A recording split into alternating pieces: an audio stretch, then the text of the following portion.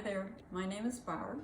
I'm one of the volunteers at the Erlenmeyer Museum, and today I'm going to demonstrate how you can make a coaster by weaving, or I also call it a mug rug, which is kind of handy to have for your tea or coffee. So we're going to start with a piece of heavy cardboard. So corrugated cardboard is the best because it is nice and stiff. It will not bend as you are weaving. So you'll take a 6 by 6 piece of cardboard. You will draw a 4 1/4 inch square in the center. And at the top and along the bottom edge, in between those black marks, you're going to measure 1/4 of an inch across the top and the bottom. And then you will put your piece of cardboard onto a flat surface and you will cut the edges with your exacto knife. So you're not going to do it on a tabletop because you will ruin it. So you're just going to go down to that black mark on each of those 1/4 inch spots. Okay, the terms for weaving are warp and weft. And it was very confusing to me because I kept getting them mixed up until I realized warp means to wrap, and wrap and warp have the same letters in them, so it was really easy to finally figure out. My catchphrase was warp, weft, what? So that problem got solved. So we're going to wrap the loom with our warp threads. So you're going to start at the 1 notch.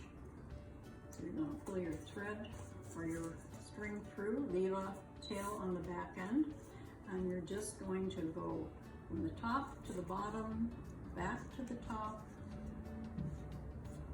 to the bottom, and keep doing that all the way across.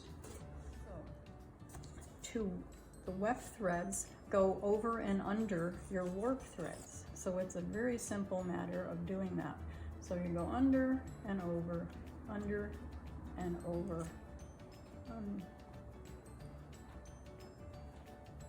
and continue on to about halfway, because then it gets a little tight. I'm using a large-eyed needle, and I like the plastic one because it is flexible, so it works very well. Now I'm not going to pull that all the way through. I'm going to leave a tail, and I'm tucking it into that first notch. So that can just hang back there on its own, no problem.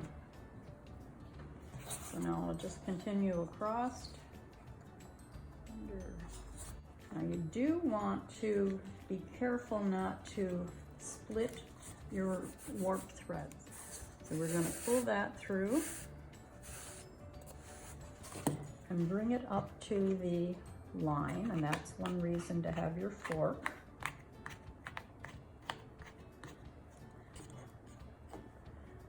Okay, so my last weave was over, so now I'm going to go under. So that is the whole process, over, under, over, under.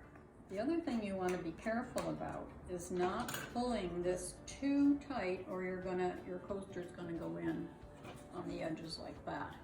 So you want to try to keep that. So I'm going to pull a little bit, but make sure it's still, the warp threads are on that edge. This is an easy thing to do while you're watching television or listening to music or sitting out on the patio. And as you get closer to the edge, it is tighter because these are in there quite tight. Okay, so now when you get to this point, you're ready to take it off the loom. Now it's a good idea to start on one side of your coaster with your new strand of yarn and finish on the other, because you're going to sew these edges in. And if you do them all on one side of your work is going to be pretty fat, like this here, because on this one I've already sewn them in. So this edge is fatter than this edge. So what we're going to do is turn your cardboard over, and you're going to cut right in the middle of your threads, your warp threads.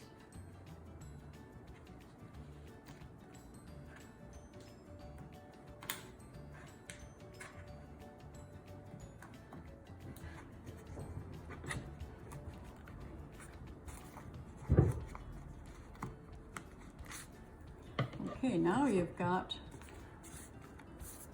all your ends hanging. Now your first thing you think you're going to do is you're going to take it all off the loom. No, you do not take it all off the loom because it can unravel very easily because there's nothing holding these threads there. So what you're going to do is take the first two, doesn't matter where you go, which side, first two out of the notches, and you're going to tie them into a square knot or a double knot.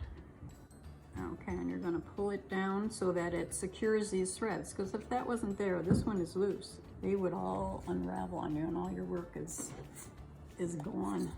Okay, so then you're going to take the next two and you're going to work your way across the top and the bottom.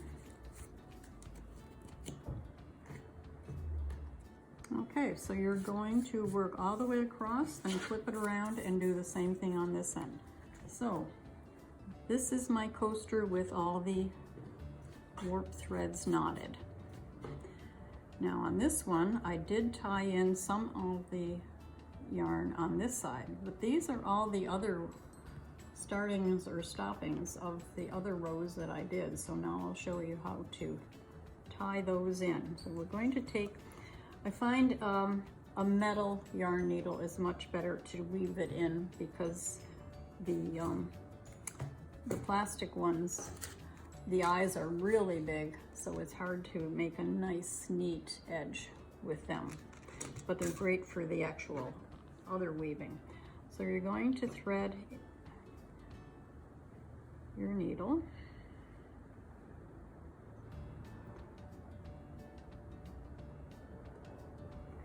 And you're going to work in the edge and just go up a few rows and kind of adjust it so you're not pulling too tight and distorting your coaster again, and then you're just going to clip that off close. So that is how you finish off your ends there. Now we've got our knots tied. So these are the ones that are knotted. These have been knotted and fringed. So that's another way. You can either leave them like this and trim them, or you can fringe them. So what you do is you just take your yarn needle and work it through the threads.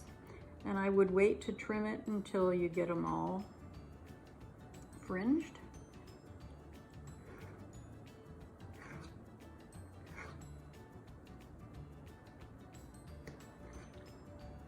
And you can keep doing it until you get the look that you want.